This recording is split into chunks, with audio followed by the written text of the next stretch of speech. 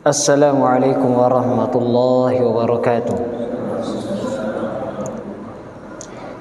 Innal hamdalillah nahmaduhu ta'ala wa nasta'inuhu wa nastaghfiruh wa na'udzu billahi min shururi anfusina wa sayyiati a'malina.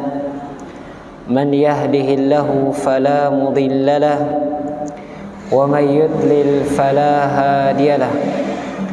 أشهد أن لا إله إلا الله وحده لا شريك له وأشهد أن محمدا عبده ورسوله. اللهم صل على نبينا محمد وعلى آله وأصحابه ومن اهتدى بهداهم إلى يوم الدين. يا أيها الذين آمنوا اتقوا الله حق تقاته ولا تموتن إلا وأنتم مسلمون.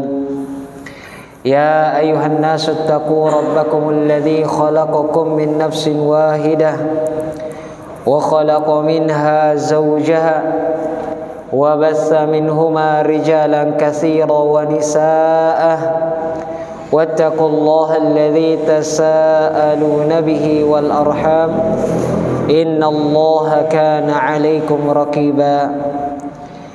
يا أيها الذين آمنوا اتقوا الله وقولوا قولا سديدا يصلح لكم أعمالكم ويغفر لكم ذنوبكم ومن يطع الله ورسوله فقد فاز فوزا عظيما. أما بعد. Hadirin yang dimuliakan oleh Allah Subhanahu wa taala, kita lanjutkan pembahasan kita, pengajian kita terkait dengan sirah nabawiyah, tentang peristiwa-peristiwa yang dialami oleh baginda Rasulullah sallallahu alaihi wa ala alihi wasallam.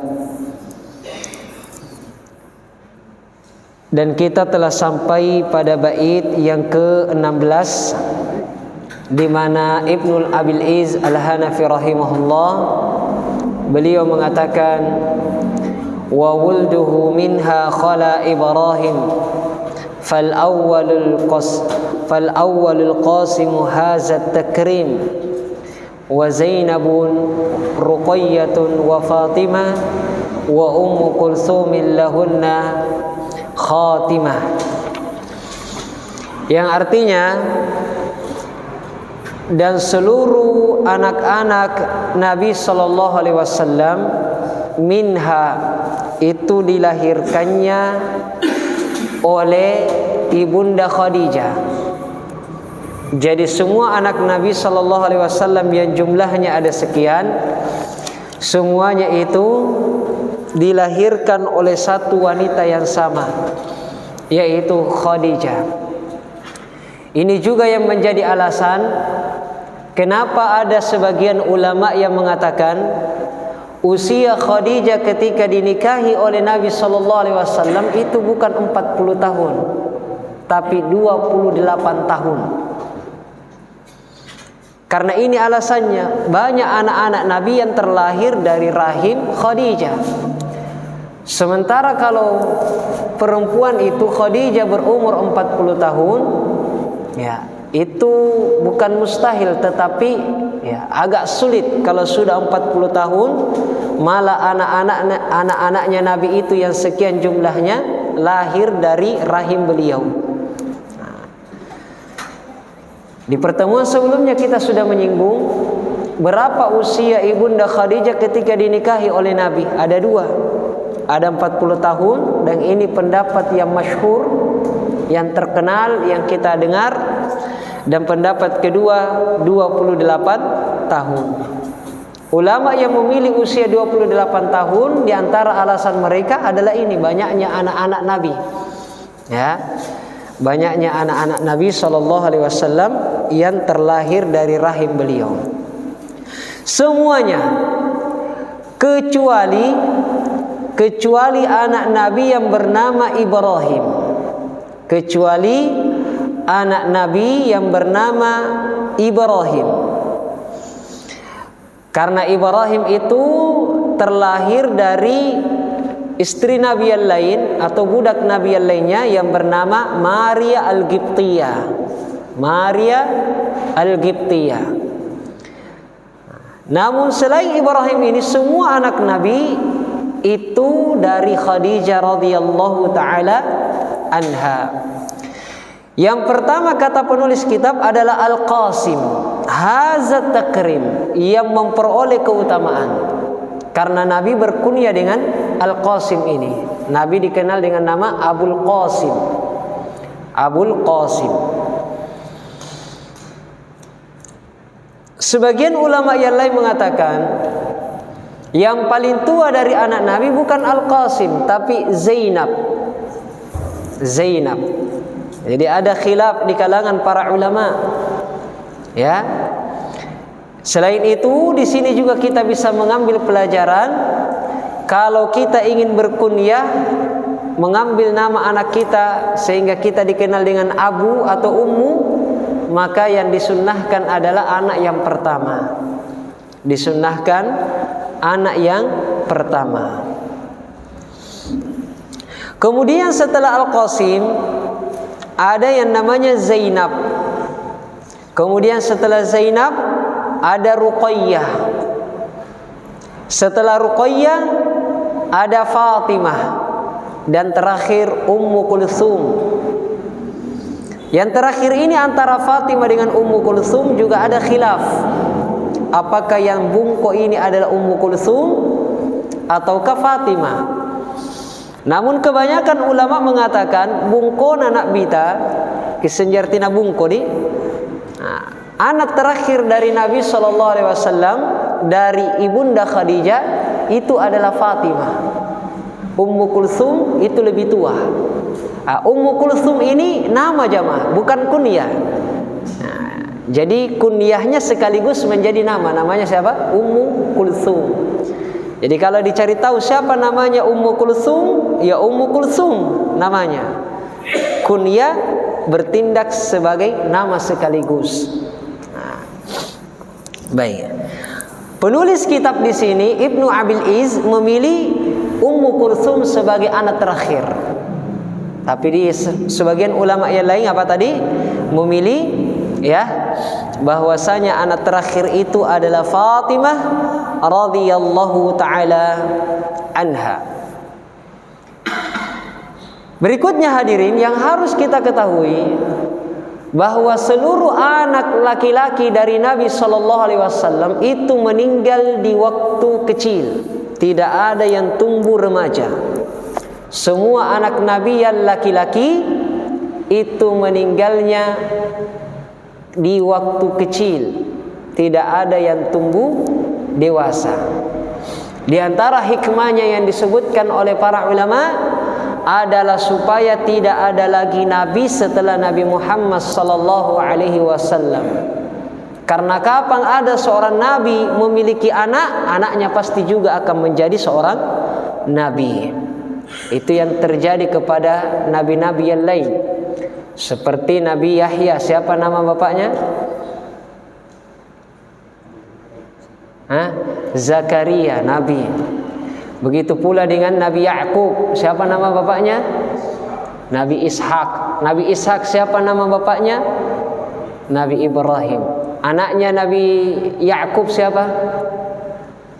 Nabi Yusuf alaihissalam. Itu hikmahnya. Jadi kenapa anak-anak Nabi meninggal di waktu masih kecil? Salah satu hikmah yang disebutkan oleh para ulama, sebabnya supaya umatnya Nabi Muhammad tidak menganggap ada lagi nabi setelah Nabi Muhammad. Karena nabi terakhir, rasul terakhir yang Allah utus adalah Rasulullah Muhammad sallallahu alaihi wa ala alihi wasallam. Hadirin yang dimuliakan oleh Allah Subhanahu wa taala, kemudian seluruh anak perempuan Nabi, dari Zainab, dari Ruqayyah, dari Ummu Kulthum dan juga Fatimah, semuanya ini masuk Islam dan semuanya ikut berhijrah bersama Nabi sallallahu alaihi wa ala alihi wasallam. Jadi mereka semuanya masuk Islam. Baik. Kemudian di antara anak-anak Nabi sallallahu alaihi wasallam ada yang dilahirkannya itu sebelum beliau jadi seorang nabi, ada yang dilahirkannya ketika Nabi sudah menjadi nabi tapi belum hijrah, ya. 6 itu. Jadi ada yang dilahirkan ketika sudah dalam Islam dan ada yang dilahirkan sebelum kerasulan, kenabian itu turun kepada Nabi Muhammad sallallahu alaihi wasallam. Di antara anak yang terlahir ketika Nabi sudah menjadi seorang rasul, di bait berikutnya disebutkan wat-tahiru at-tayyibu Abdullah wa qila kullu ismin li fardin zahi. Bait ke-18. Dan at-tahir at-tayyib Abdullah. Disebutkan juga 3 nama tadi, at-tahir, at-tayyib, Abdullah, itu menunjukkan satu orang. Nah, jadi tadi kita sudah mendengar nama-nama anaknya Nabi. Ada Qasim, ada Zainab, ada siapa? Ada Ruqayyah, ada Ummu Kulthum, ada Fatimah, Ibrahim. Nah, berikutnya bait yang di sini sekarang akan dibahas secara tersendiri tentang nama anak Nabi yang bernama Abdullah. Abdullah ini dilahirkan ketika Rasulullah sudah diangkat menjadi seorang Rasul. Hanya saja ada khilaf tentang nama beliau ini. Ada yang mengatakan Abdullah ini punya 3 nama sekaligus. Selain Abdullah, dia juga dikenal dengan nama At-Tahir, sesuatu yang suci. Dikenal juga dengan At-Tayyib, sesuatu yang baik. Sehingga kalau kita mengambil pendapat ini, ada At-Tahir, At-Tayyib dan Abdullah, berarti jumlah anak Nabi totalnya ada berapa? Ada berapa? 6 tambah 3 9. Namun kebanyakan ulama mengatakan yang betul 3 nama ini itu menunjukkan satu orang yang sama, yaitu Abdullah. Cuman dia memiliki 2 gelar, At-Tahir dan At-Tayyib. Jadi 3 nama ini satu aslinya. Berarti kalau kita ambil yang ini, jumlah anak Nabi sallallahu alaihi wasallam ada 7.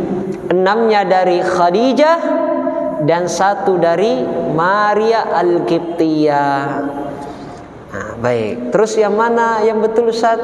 Wallahu taala a'lam bissawab. Yang paling tepat adalah 3 nama tadi itu menunjukkan satu orang.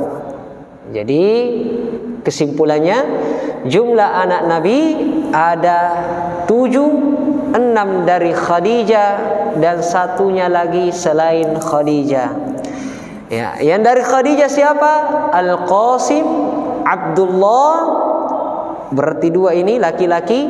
Yang ketiga sampai terakhir perempuan, Zainab, Ruqayyah, Ummu Kulthum dan Fatimah radhiyallahu taala anhunna jami'ah.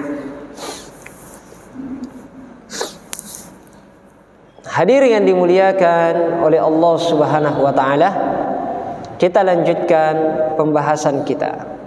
Bait berikutnya. Bait yang ke-19. Bait yang ke-19. Kata penulis kitab, wal kullu fi hayatihi daqul himam wa ba'dahu Fatimatun binisfi am. Semua anak Nabi tadi yang 7 orang yang sudah kita sebutkan, semuanya meninggal dunia sebelum Nabi wafat. Lebih rioloi anaknya. Makanya syarat meninggal itu jamaah tidak menunggu orang harus tua dulu. Seperti kasus yang menimpa Nabi kita, anak-anaknya dulu yang wafat terlebih dahulu. Padahal anaknya muda-muda semua, ya. Rasulullah malah lama baru meninggal. Semuanya kecuali 1 orang anak, yaitu Fatimah radhiyallahu taala anha. Di mana Fatimah meninggal 6 bulan setelah Nabi wafat. Jadi Nabi dulu wafat, 6 bulan kemudian baru Fatimah menyusul. Ya. Disebutkan dalam hadis yang cukup bagus untuk kita dengarkan secara bersama, secara seksama. Hadis dari Aisyah radhiyallahu taala anha. Aisyah menceritakan dalam riwayat As-Sahihain, Sahih Bukhari, Sahih Muslim. Kata Aisyah, akbalat Fatimatu tamshi ka'anna mishyataha masyun Nabi sallallahu alaihi wasallam. Pada suatu hari Fatimah datang berkunjung. Dan caranya berjalan, kalau kulihat dia persis sekali caranya Nabi ketika berjalan. Persis gaya-gayanya kalau berjalan. Faqala Nabi sallallahu alaihi wasallam marhaban bibnati thumma ajlasaha an yaminihi au an shimalihi. Kemudian Nabi menyambut. Lihat bagaimana pelajaran yang bisa kita ambil dari Nabi ketika menyambut kedatangan anaknya, itu disambut. Disambut kedatangannya, kemudian Nabi mengatakan marhaban bibnati, selamat datang wahai putriku. Mungkin kalau bahasa kita di sini apa ya ucapannya? Nak kata mungkin sallu nasin nampabatu ya. Ini ucapan selamat datang. Apa kalau bahasa Makassar? Ungkapan selamat datang. Tidak di? Apa ya? Intinya di sini Nabi menyambut dengan sambutan yang paling hangat dengan ucapan marhaban, entah makin selamat datang. Kemudian setelah itu Nabi mendudukkan putrinya ini nantar lagi, naremba-rembai, nampa-nampa mempu baji-baji ritampa pemempuanna. Ini keteladanan dari Nabi kita sallallahu alaihi wasallam. Ya.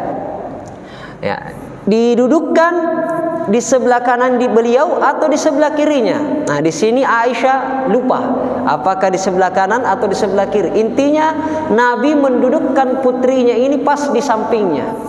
Nah, duduk sama-sama. Summa asarra ilaiha hadisan fabakat. Fakultu laha lima tabkina. Summa asarra ilaiha hadisan fadhahikat. Faqalat au faqultu ma ra'aitukal yaumi farahan aqraba min huznin.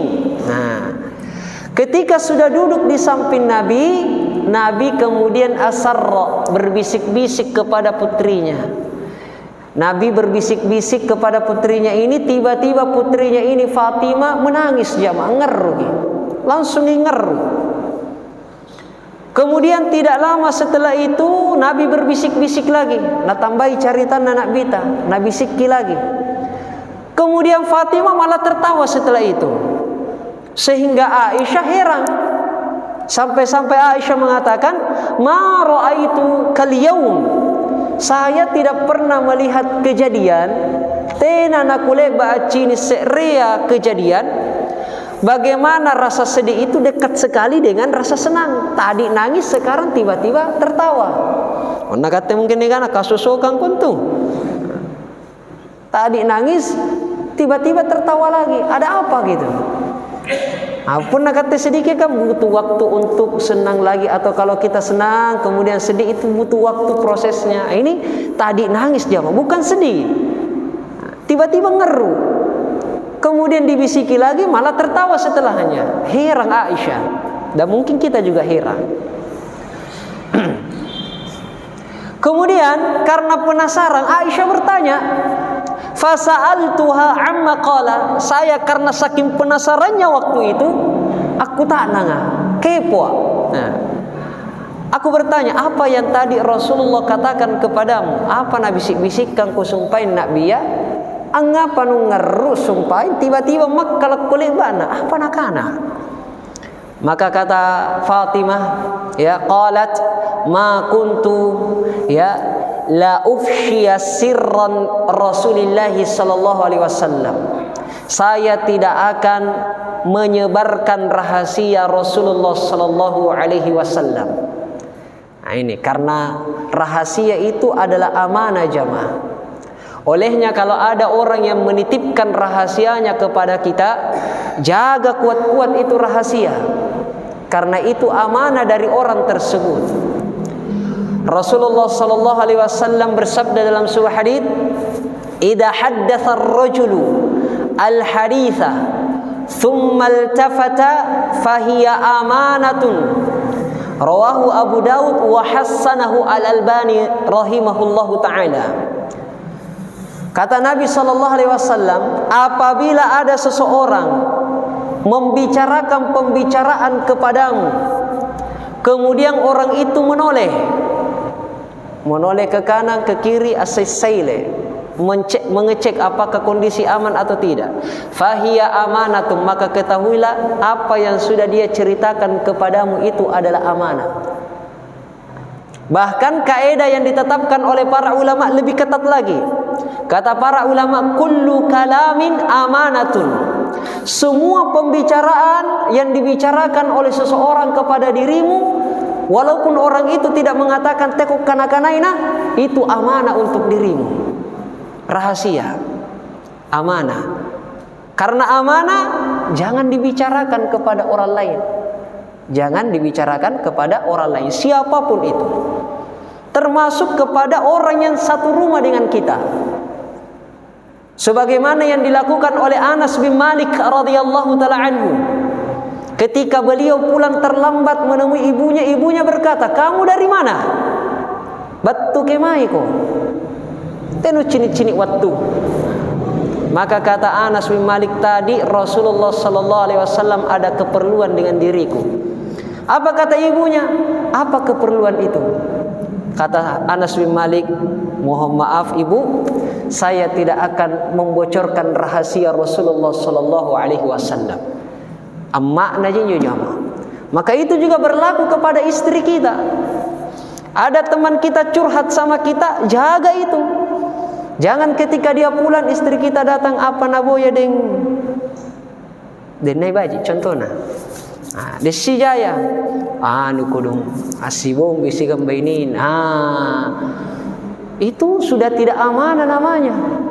Tapi kan istri sendiri, ya betul, nanti istrinya cerita juga ke temannya. Nampanakan aku kana-kanaina. Agana pun agana pun mangir agana aku kana-kanaina. Jadilah dia rahasia umum. Rahasia umum, rahasia tapi umum, dibilang umum tapi rahasia. Nah, ini yang kita harus pelajari. Jangan menyebarkan rahasia orang yang sudah percaya dengan kita jamaah, kepada siapapun itu, termasuk kepada keluarga kita sendiri. Apalagi kalau dia sudah tambih, tolong jangan ceritakan ini kepada siapapun. Tanpa dia suruh saja itu ada mana? Apalagi kalau dia sudah tekankan, napat tojeng kanan kana rahasian neteku kana-kanai, maka jangan. Baik. Hatta kubiran Nabi sallallahu alaihi wasallam fasa'altuha, sampai Nabi itu kubira, dicabut ruhnya oleh Allah Subhanahu wa taala. Sampai Nabi diwafatkan oleh Allah Subhanahu wa taala.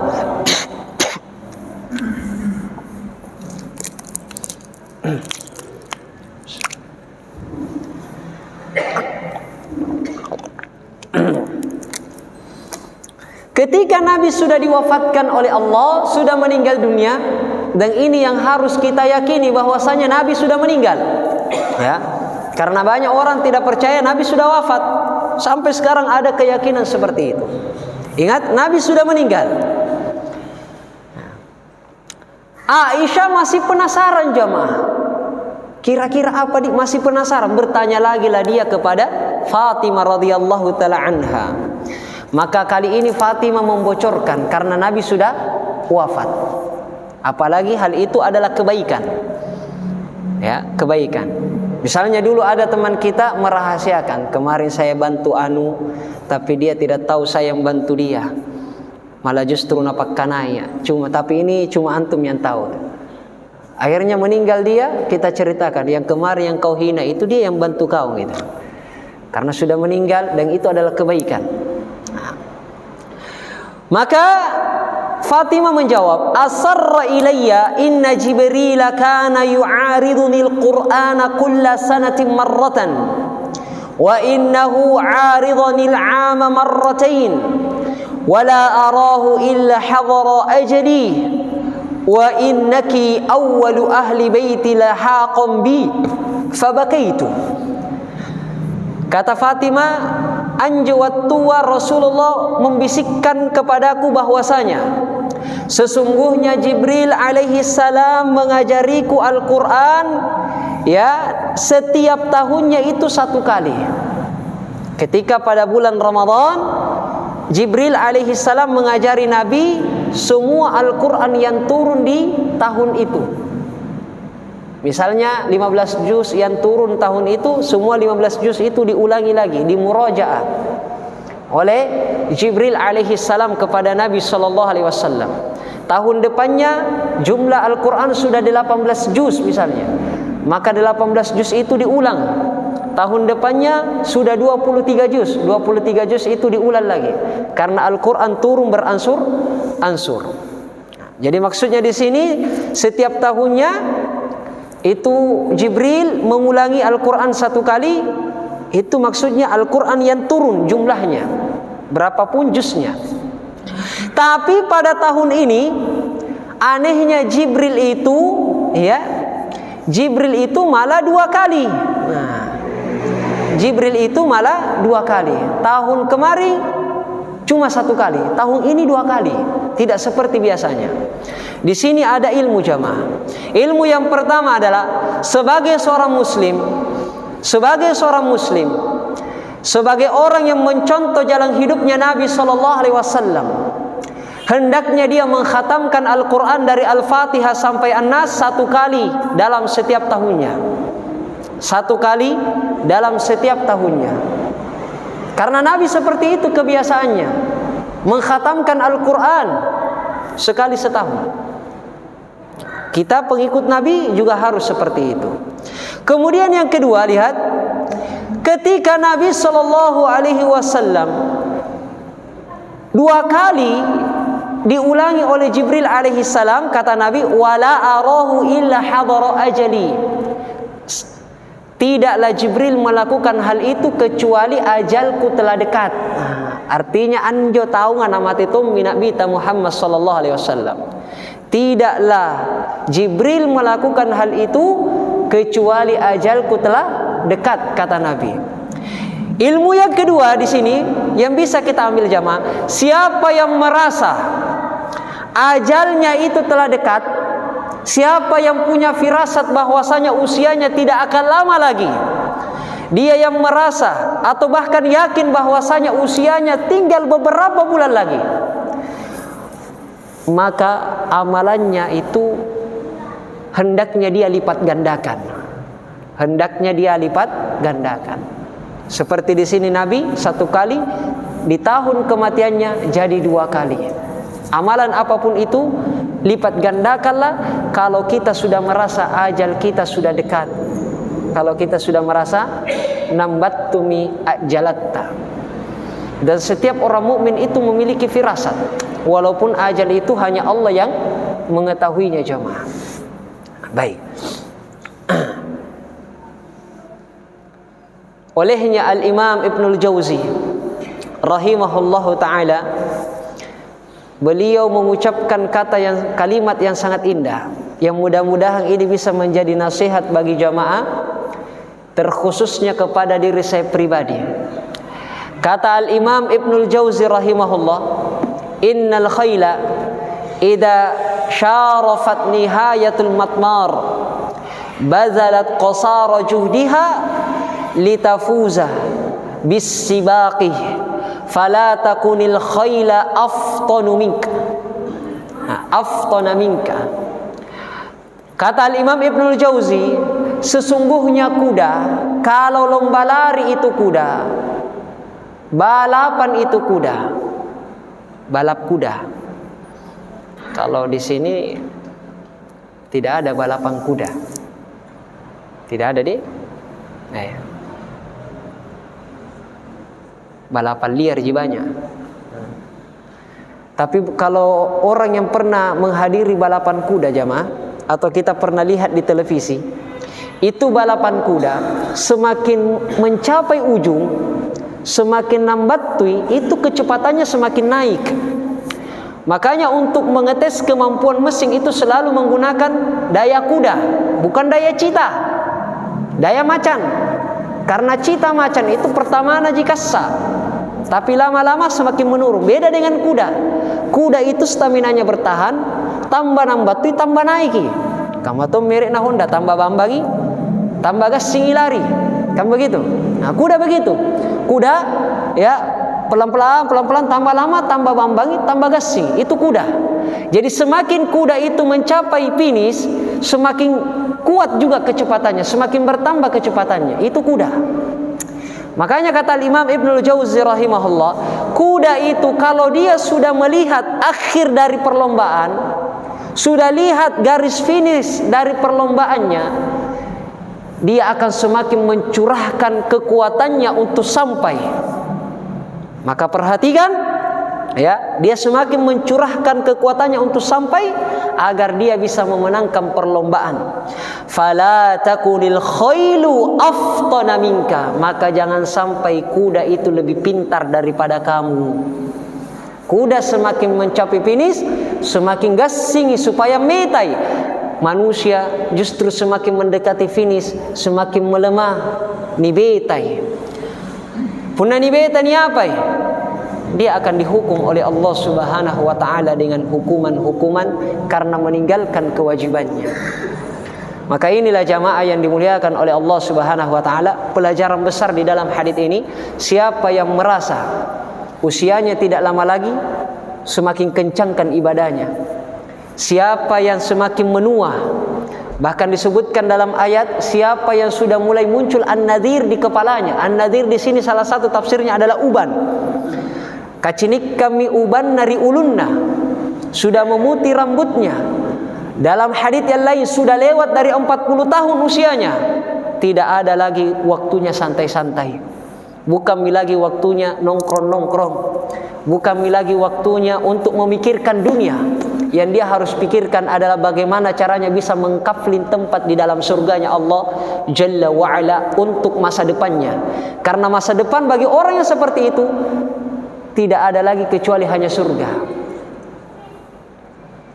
Hadirin yang dimuliakan oleh Allah Subhanahu wa taala, kita lanjutkan. Wa innaki awwalu ahli baiti lahaqan bi.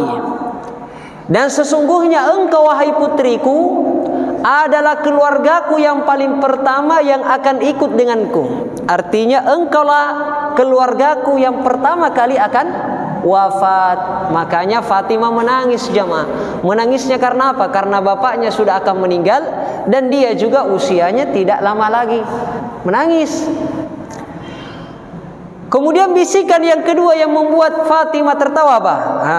Ama tardaina an takuni sayyidata ahla atau sayyidata ahlil jannati au nisa'il mu'minin fadhahiktu lidzalika.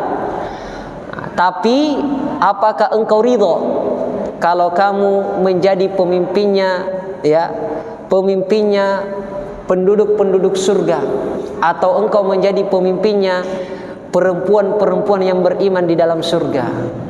Tentu saja Fatimah ridho jamaah, makanya tertawa. Jadi tadi sedih karena mau wafat bapaknya, dia juga mau wafat, tapi ada kabar gembira dari Nabi, dia akan menjadi pemimpinnya orang-orang beriman di dalam surga, bahagia. Kenapa? Karena sudah ada kaflingan di mana? Di surga. Makanya beliau bahagia. Yang tidak boleh berbahagia adalah kita yang tidak ada jaminan kaflingan di dalam surga. Makanya kembali kepada awal, maksimalkan ibadah, lipat gandakan ibadah kita kepada Allah Subhanahu wa taala sesuai dengan ibadah yang kita mampu. Dan inilah hebatnya Islam, Pak. Kenapa agama Islam itu banyak sekali jalan-jalan ibadahnya, pintu-pintu ibadahnya, ada salatnya, ada puasanya, ada sedekahnya, ada ininya, ada ininya, ada ininya. Itu sebenarnya supaya bisa menyesuaikan dengan kita bisanya di mana. Bukan maksudnya kita harus ambil semuanya, karena tidak mungkin. Kita cocokkan, saya cocoknya di sholat, saya kalau sedekah tidak mampu, saya miskin pas-pasan, saya kuatnya di sholat, maka maksimalkan itu sholatnya. Ada yang tidak sanggup di sholat tapi dia kuat bersedekah, karena dia sibuk cari nafkah, sibuk berbisnis, akhirnya waktu untuk puasa tidak sempat, ya, sholat hanya mampu yang wajib-wajib, itu lagi nah biasa terlambat dari waktu awalnya, tapi dia kuatnya di sedekah, maksimalkan itu sedekah. Jadi ibadah yang kita sanggupi, jaga dengan baik, lipat gandakan, maksimalkan. Jamaah yang dimuliakan dan dirahmati oleh Allah Subhanahu wa taala. Kita lanjutkan bait yang ke-20. Lewat berapa Isya? Lewat berapa Isya? 10 menit.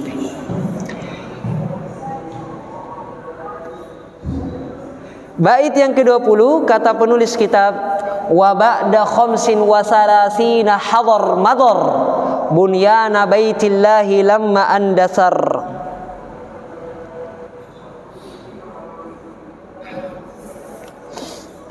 Dan ketika usia Nabi sallallahu alaihi wasallam 35 tahun, ya,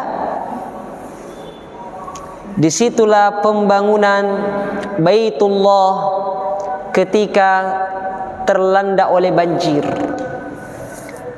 Terlanda oleh banjir. Jadi di bait yang ke-20 ini jamaah menceritakan ketika usia Nabi sallallahu alaihi wasallam menginjak 35 tahun, terjadi peristiwa pembangunan Ka'bah untuk yang ketiga kalinya. Setelah dibangun oleh Nabi Ibrahim alaihissalam, Ka'bah itu dibangun kembali. Dibangun kembali. Dan pembangunan dari Nabi ini adalah pembangunan yang ketiga. Pembangunan yang pertamanya itu dibangun oleh Bani Amalikah. Yang keduanya dibangun oleh kabilah Jurhum.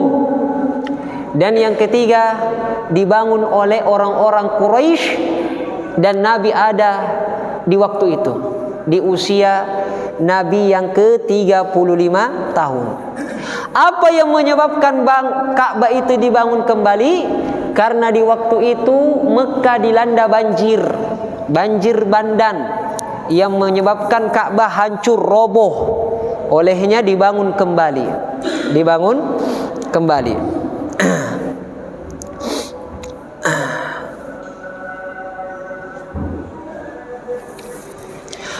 Dan di sini hebatnya hadir yang dimuliakan oleh Allah Subhanahu wa taala. Ketika Ka'bah itu dibangun kembali, orang-orang musyrik itu sangat memuliakan Ka'bah. Sekalipun akidah mereka adalah akidah yang tidak benar, tetapi mereka pemuliaannya kepada Ka'bah itu sangat-sangat tinggi sekali. Pemuliaannya terhadap rumah Allah itu sangat tinggi. Buktinya apa?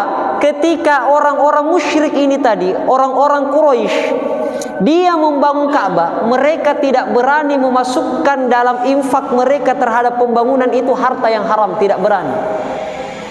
Yang mereka kumpulkan itu hanyalah harta-harta yang sudah 100% itu mereka dapatkan dengan cara yang benar, halal bahasanya.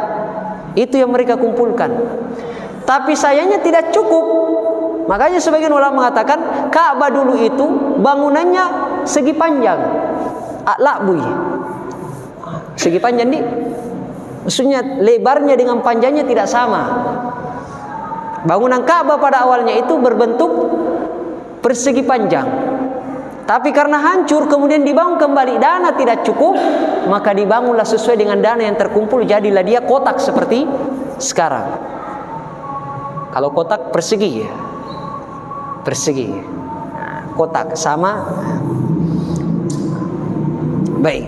Dan ini bertolak belakang dengan orang-orang muslim. Orang muslim pemuliaannya terhadap masjid itu masih sangat rendah. Masih sangat kurang sekali. Mulai dari sendal yang di masjid gampang hilang, bahkan kotak masjid pun hilang. Itu sekafir-kafirnya orang musyrik jamaah, tidak berani mereka. Tidak berani betul dengan rumah Allah Subhanahu wa taala. Nah, kita malah subhanallah ya, banyak melakukan kemaksiatan dalam masjid. Menggibah di dalam masjid, cerita aibnya orang di dalam masjid, mencuri apa dan sebagainya, main game dalam masjid, nonton drakor, nonton video-video yang tidak betul di dalam masjid pula. Itu sudah kurang. Makanya Syekhul Islam Ibnu Taimiyah rahimahullah bahkan menekankan, apabila ada orang yang mengganggu di masjid atau dia mengganggu orang-orang yang di masjid, seperti anak-anak yang berbuat kotor sajadah masjid, lari-lari, loncat-loncat, teriak-teriak sehingga membuat orang-orang yang sholat itu terganggu. Kata beliau, fa innahu min 'azimil munkarat. Tidak diragukan lagi perbuatan itu termasuk perbuatan yang kemungkarannya sangat besar. Tapi anak itu belum berdosa. Siapa yang berdosa? Yang mengajak dan dia tidak mengajari. Tapi kalau sudah di briefing, kemudian sampai di masjid begitu, di luar kendali kita, qadarullah. Makanya harus di briefing dulu, Pak. Para ulama mengatakan siapa yang mau membawa anaknya atau membawa adiknya atau membawa keponakannya ke masjid, dia briefing dulu di rumah. Sebagaimana kalau dia akan mendatangi rumah-rumah penguasa, mau mendatangi rumah Pak Bupati, itu anaknya sudah ditanya memang 3 hari sebelumnya. Nah, nanti kalau di rumah Pak Bupati, tiap memang mau kujai sangka-sangkaan, kota pasak mama. Itu rumah Pak Bupati, Pak. Atau jangan rumah Pak Desa saja, malu-malu ki luar biasa kalau anak tak ya, lumpa-lumpa kena rikaderaya. Ya. Nah, ini rumahnya Allah Subhanahu wa taala. Harus lebih takut lagi kita. Harus lebih diperhatikan lagi anak-anak kita, ponakan kita, adik kita yang mau kita ajak ke masjid. Makanya sahabat yang mulia Abdullah bin Umar radhiyallahu taala anhuma, beliau pernah melihat ada orang ini seperti acuh saja dengan anaknya yang lari-lari. Sampai-sampai kata sahabat Abdullah bin Umar, ya hada, wahai kau ini, bahasa kita mungkin, uy, adib ibnaka fa innaka mas'ulun anhu wa innahu mas'ulun an birrika. Wahai kamu, didiklah dengan baik itu anakmu. Kenapa nak begitu sikapnya? Kenapa nak begitu tingkah lakunya? Dan ketahuilah, kau akan ditanya tentang adabnya anakmu itu. Anak anda beradab, tidak beradab, kita yang akan ditanya oleh Allah Subhanahu wa taala. Jadi jangan coba-coba untuk tidak perhatian dengan adabnya anak kita. Kemudian terkait dengan membawa anak ke masjid, paling bagusnya kata para ulama itu di usia 4 atau 5 tahun. Begitu pula diajari berwudu, diajari tentang sholat di usia 4 atau 5 tahun. Nah, dari situ sudah mulai dipahamkan sedikit demi sedikit, sehingga masuk usia 7 tahun atau di usia tamyiz, dia sudah bisa sholat dengan sholat yang sahih. Dia sudah bisa sholat dengan sholat yang Allah inginkan, sudah dapat pahala. Masuk 10 tahun, mantap nih. Mantap nih, dia tidak akan main-main lagi dalam sholatnya. Tapi kalau dibiarkan anaknya nanti belajar sendiri kalau SMP atau masuk pondok, terlambat, Pak. Terlambat. Baik, ini tambahan saja, sekedar intermezzo jamaah. Baik. Ketika pembangunan Ka'bah itu ternyata dihambat oleh seekor ular. Disebutkan di buku-buku sirah, ada ular besar yang tinggal di dalam bangunan Ka'bah. Ketika bangunan Ka'bah ini direnov, itu ular keluar. Orang-orang tidak berani. Orang-orang tidak berani. Ini bahaya ini. Istilahnya mungkin ini pajagan ini. Iya min pajagan kampungan nih. Orang-orang di waktu itu tidak berani. Tapi ada seorang tokoh yang bernama Walid Al-Mughirah. Walid bin Al-Mughirah. Dia mengucapkan perkataan yang sangat epik sekali, bahasa kita ya. Perkataan yang aku ini Pak Jari motto. Tapi masalahnya dia kafir ya. Tapi bagus ucapannya. Apa kata beliau? Innallaha la yuhlikul muslihin. Innallaha la yuhlikul muslihin. Sesungguhnya Allah si tojen-tojena anjo karenga ta'ala, dia tidak akan membinasakan orang-orang yang berbuat baik. Ini kita sementara berbuat baik teman-teman. Kita mau bangun Ka'bah, Allah tidak akan membinasakan kita. Makanya mereka berdoa. Setelah mereka berdoa, datanglah seekor burung yang besar, kemudian mengambil ular itu, dibawanya ke tempat yang bernama Adiyat, ya, gunung Abi Kubais namanya. Dibawa ke gunung Abi Kubais di selatannya Ka'bah. Di selatan Ka'bah dibuang di sana ularnya. Barulah kemudian dilanjutkan pembangunannya. Nanti dilanjutkan lagi, habis waktunya Pak.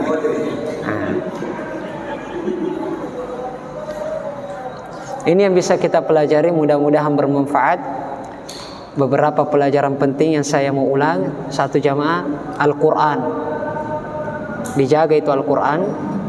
Yang kedua, kalau kita sudah merasa ajal kita semakin dekat, lipat gandakan amalan kita yang kita mampu.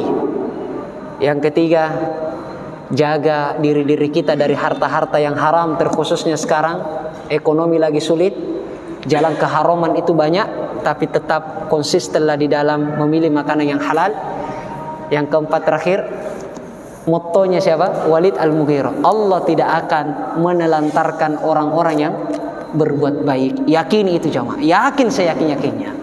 Hadanallahu wa iyyakum ajma'in. Fastabiqul khairat. Assalamualaikum warahmatullahi wabarakatuh.